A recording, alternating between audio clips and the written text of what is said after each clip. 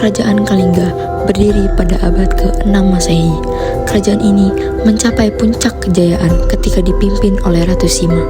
Sang ratu dikenal sebagai pemimpin yang tegas dan tidak pandang bulu. Kemasyhuran namanya terkenal hingga ke mancanegara.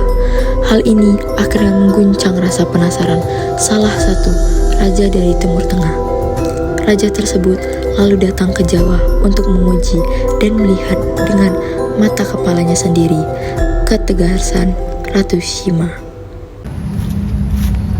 Aku telah mendengar bahwa rakyat Kalingga sangat jujur dan taat hukum. Mari kita uji kebenaran dan kabar ini. Bagaimana caranya, Baginda? Letakkan sekantong emas di persimpangan jalan ini. Apakah hal ini bijaksana, Yang Mulia? Bagaimana jika ada yang mengambilnya? Justru itu yang ingin kita ketahui. Jika benar mereka jujur, tak seorang pun akan menyentuhnya. Baiklah, Raja asing pun meletakkan kantong emas di tengah persimpangan. Beberapa bulan kemudian, kantong emas masih tergeletak di tempat yang sama.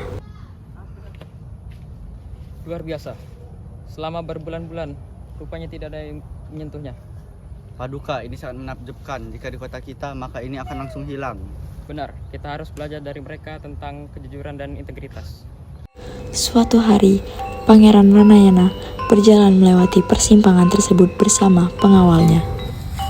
Sebentar pengawal. Apa itu? Kenapa ada kantong di sini?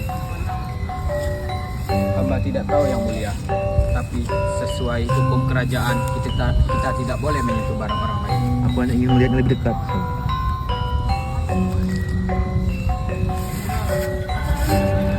Dan tidak sengaja dia menginjak karung emas tersebut.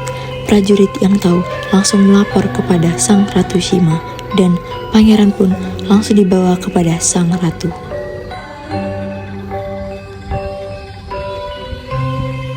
Ratu Sima duduk di singgasana. Pangeran berdiri di hadapannya dengan kepala tertunduk. Anakku, engkau tahu hukum di negeri ini. Tak seorang pun boleh menyentuh barang milik orang lain. Hamba mohon ampun, Ibu Ratu. Hamba tidak bermaksud untuk melanggar hukum. Salah satu dari pejabat meminta kepada ratu untuk meringankan hukuman sang pangeran. Baginda Ratu, mohon pertimbangkan. Pangeran adalah wanita sang kerajaan. Mungkin bisa diringankan hukumannya. Namun ratu terdiam sesaat dan berkata, Hukum adalah hukum, karena ini adalah pelanggaran pertama dan tidak disengaja. Hukumannya adalah memotong ujung kaki yang telah menyentuh kantong emas tersebut. Lah, Ibu Ratu, jika itu hukuman yang harus saya terima, saya akan menerimanya dengan ikhlas. Rakyat berkumpul di alun-alun membicarakan keadilan Ratu Sima.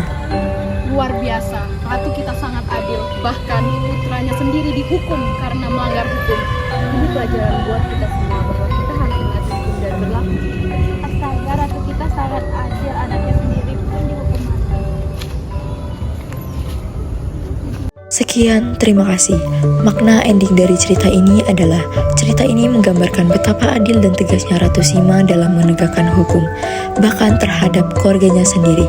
Kisah ini menjadi simbol keadilan dan integritas dalam pemerintah.